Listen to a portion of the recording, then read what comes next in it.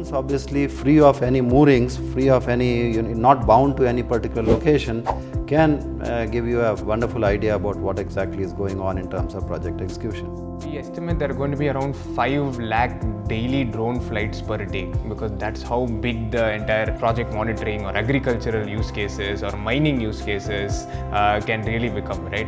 What are your thoughts on how to create these kind of an ecosystem?